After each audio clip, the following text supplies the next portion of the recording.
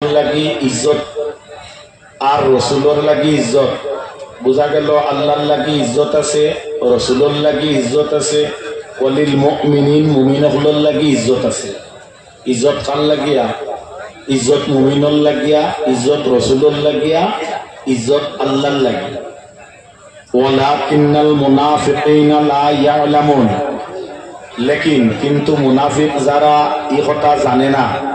আমরা ইনো যারা আইছি এরারে আল্লাহ কইছেন ইয়া আইয়ুহাল মুমিনুন, আমরারে আল্লাহ সম্বোধন করছেন ও মুমিনেরা হইয়া। কুরআন শরীফে এক জায়গায় আল্লাহ কইন ইয়া আইয়ুহাল মুনাফিকুন, এক জায়গায় কইন ইয়া আইয়ুহাল কাফিরুন। আমরা কাফির নাই, আমরা মুনাফিক নাই, আমরা মুমিন। আমরা কিতা? মুমিন। হাজিরিনে কেরাম, কথাটা লক্ষ্য করিও।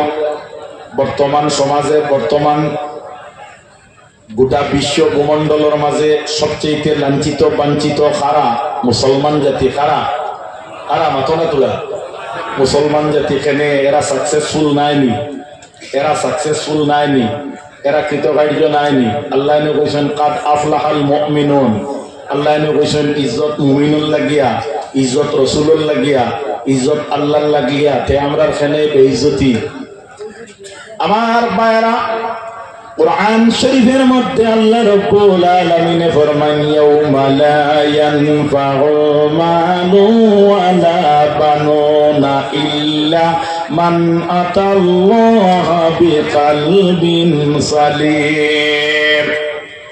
কিয়ামত এমন একদিন, কিয়ামত যেদিন প্রতিষ্ঠিত হইব বায়রা, সেই দিন কিন্তু কোন মানুষের আপনার মালে কোনো কাজ দিত নাই। কিতা কাজ দিত নাই? কোনো মালে কাজ দিত নাই, কোনো নফা হইত নাই।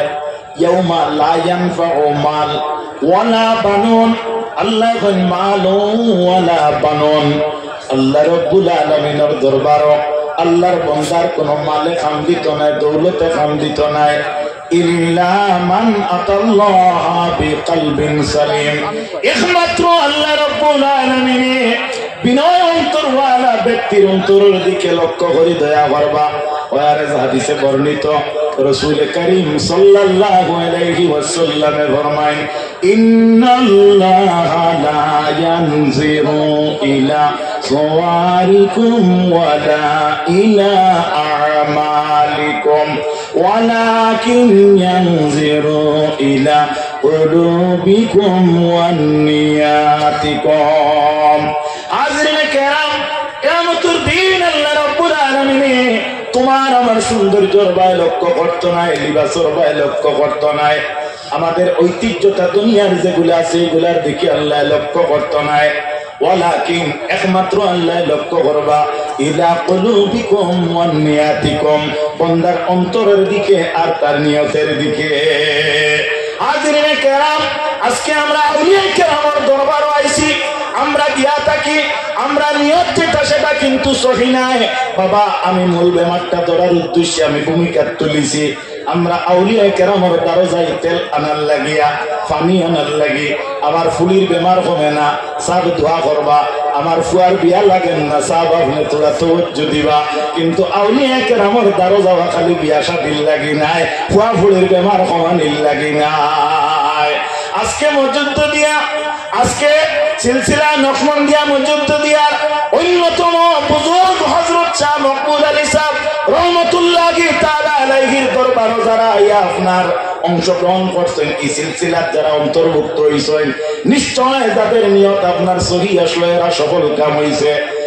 ওদের যে আন্তরিকতা, যেটা তাদের আপনার অন্তরের প্রভাব আসলো, তাদের অন্তরের লক্ষ্য আসলো, আজকে অলির কাছে আমরা বয়াত গ্রহণ করবো।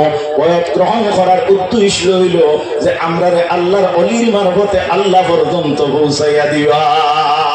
আপনি বাড়ির থেকে আইসই, আইতে সময় কত আইয়া তেল লইছই, রাস্তা থেকে পানি লইছই, আপনার লক্ষ্য এবং উদ্দেশ্য হইল সবার বাড়ি খানা যায়, তেল পানি গড়ে তৈলে মাঝে মাঝে বুথ আইলে বুক দাইমো ওলা নানি আমরা নিয়ত পাতো না তোলা। আমরা অত বেশি নিয়তে সাপ বাড়ি তোকে বিল করিনি না। না হাজিরিনে কেরাম, লক্ষ্য করিও, আমরা যে আকীদা যেটা এটা যতক্ষণ পর্যন্ত সহি হইত নাই ততক্ষণ পর্যন্ত আমরা সাকসেস হইতে পারতাম না। আমরা মুমিন হইতে হইলে নবীর সঙ্গে মহব্বত থাকতে হইব। কার সঙ্গে মহব্বত থাকতে হইব?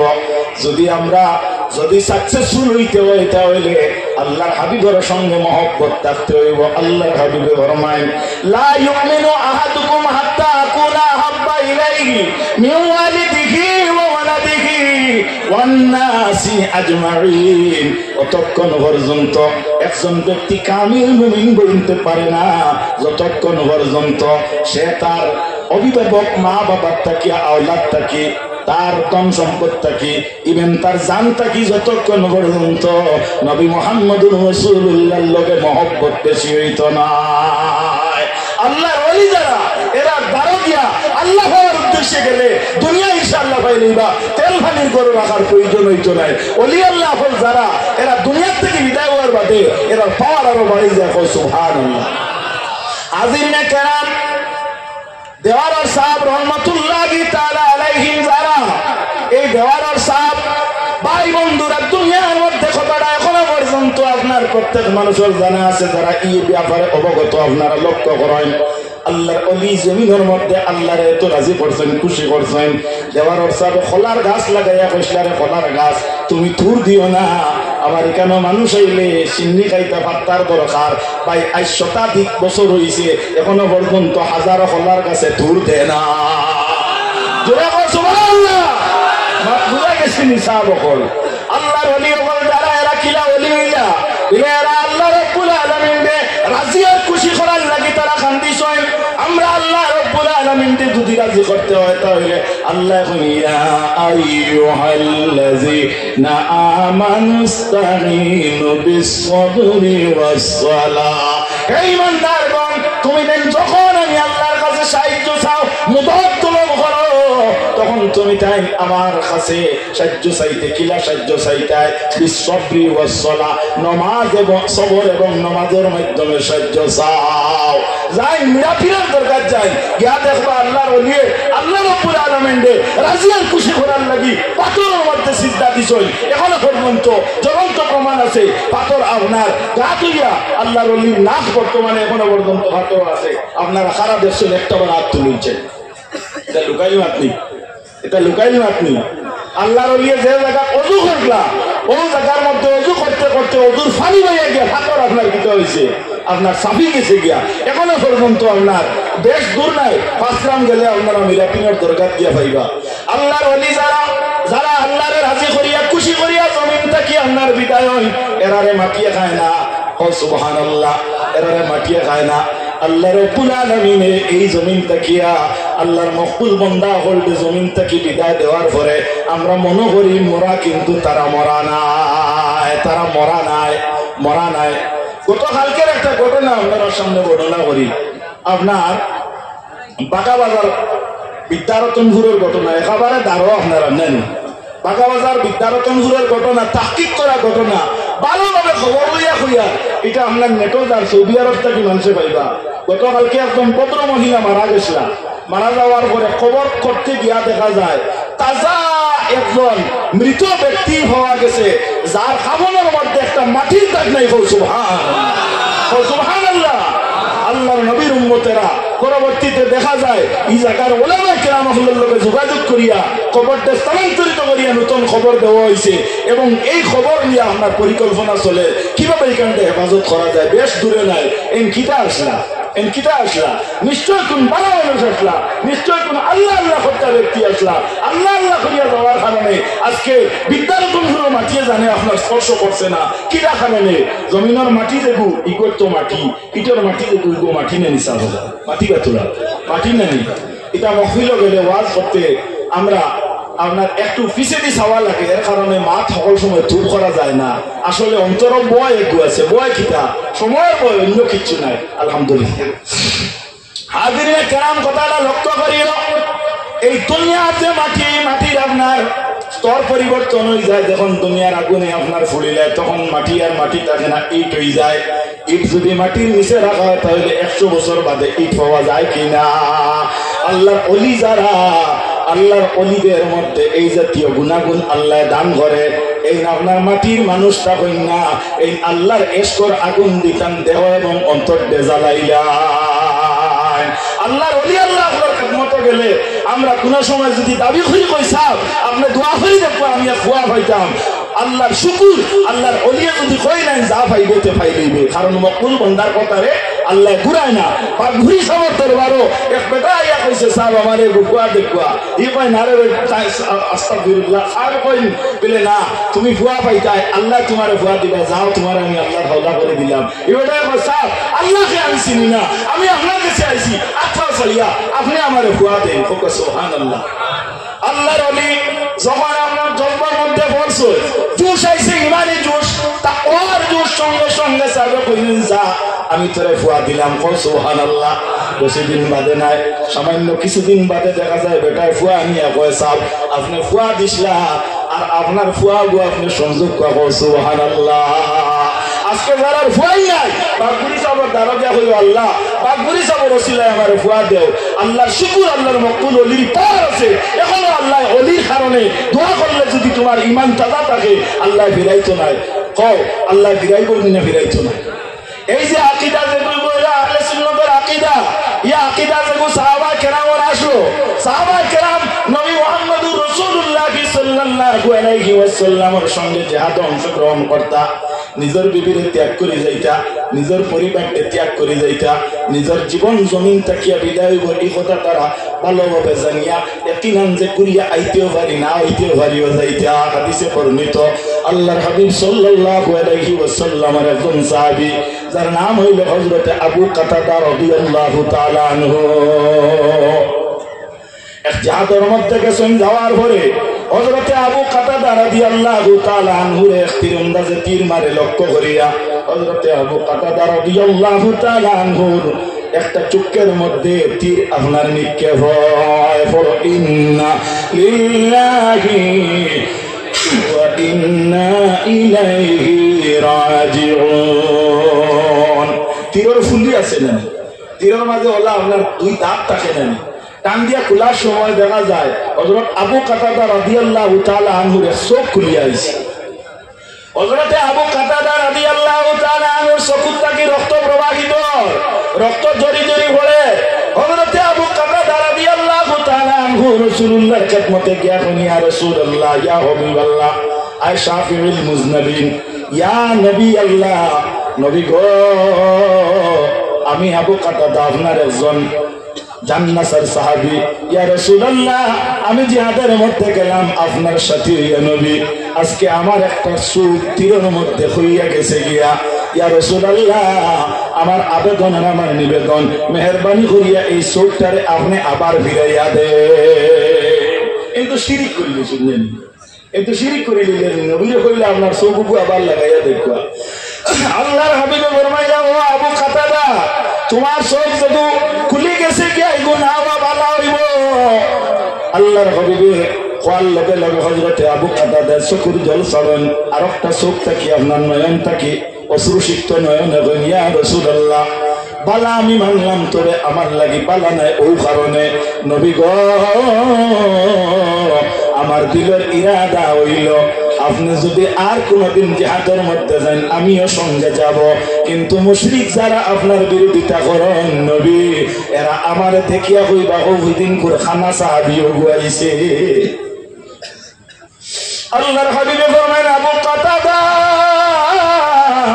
তোমার যে চক্ষু শহীদ করছো এই চক্ষু না থাকার বিনিময়ে আমার উম্মতরে আমি নাজাত দিতে পারতাম তবে আবু কাতাদা এমন শর্তে তুমি আমার কাছে কইছো যাও তোমার চোখটা কোন জায়গাতে ফালাই আল্লাহর হাবিব হুজুর আলাইহিস সালামের চোখটা জায়গাতে লাগাই আল্লাহর হাবিবে হাত দিয়ে চোখের উপরে কলাম হুঁশিয়া দেন লগে লগে দেখা যায় আল্লাহর হাবিবের হাত লাগানো চোখের মধ্যে লগে লগে আপনার চোখটা আবার পুনরুজ্জীবিত হয়ে গেল সুবহানাল্লাহ হযরতে আবু কাতাদা ফরমায় আমি আগে এই চোখ দিয়ে দেখতাম বেশ না দাঁড়ো এখন আমি 10,000 মাইল দূরে আমার চোখ দিয়ে খালা বিবরা আমি দেখি সুবহানাল্লাহ এই পাওয়ার খানটা কি লইছেন আল্লাহ ওয়ালা হওয়ার কারণে লইছেন নবী ওয়ালা হওয়ার কারণে লইছেন আর এই জমিনের মধ্যে মানুষ সাকসেসফুল হইতে হইলে মুমিন হওয়া শর্ট কি হওয়া শর্ট মুমিন হওয়া শর্ট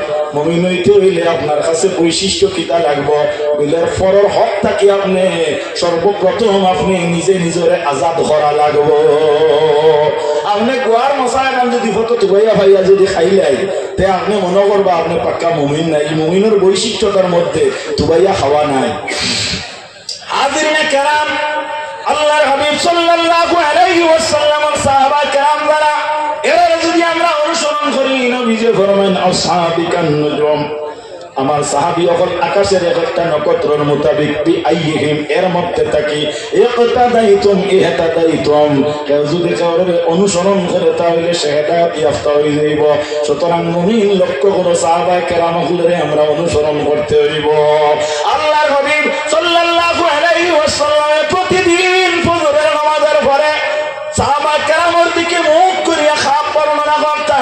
কখনো কোনো সময় রাসূলুল্লাহর কাছে সাহাবায়ে কেরাম হলে খাপ বর্ণনা করতা। আল্লাহর হাবিবের খেদমত সাহাবায়ে কেরাম হল আল্লাহকে প্রত্যাশী থাকতা।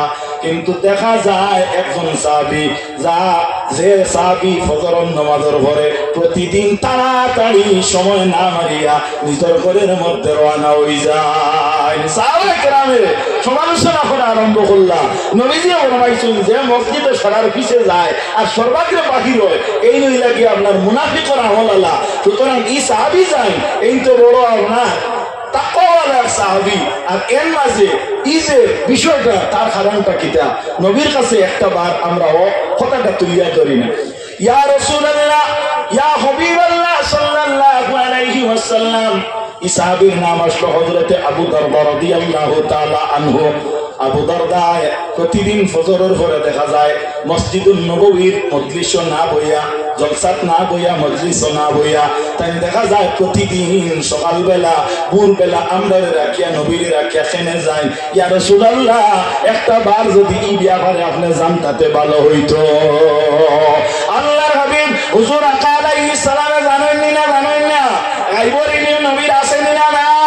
আল্লাহ কুরআন শরীফের মধ্যে বলরা ওয়া হুয়া আলাল গায়বি বিদানিন। আল্লাহ রাব্বুল আলামিন আমার নবীকে আমার গায়বের ভান্ডার বানাইয়া দিয়েছে। আর বেঈমানে কয় নবী ইলমে গায়ব জানেন না। তবে নবী আলিমুল গায়ব নাই, আলিমুল গায়ব নাই, আলিমুল গায়ব আল্লাহ। কিন্তু আল্লাহর নবী যায় এই ইলমে গায়ব জানতা। সুবহানাল্লাহ।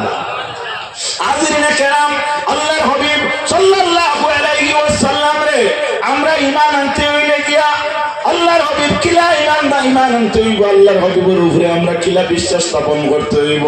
আল্লাহর নবী সাল্লাল্লাহু আলাইহি ওয়াসাল্লামে আল আসবাব ওয়ান নাযাইর কিতাবের মধ্যে আনছেন আল ঈমানু তাসদীকু মুহাম্মাদিন সাল্লাল্লাহু আলাইহি ওয়াসাল্লাম ওয়া বিমা জাআ বিহি মিনাদ দ্বীন যারুরাতান ওয়াল কুফরু তাকযীবু মুহাম্মাদিন সাল্লাল্লাহু আলাইহি ওয়াসাল্লাম ওয়া বিমা জাআ বিহি মিনাদ দ্বীন যারুরাতান।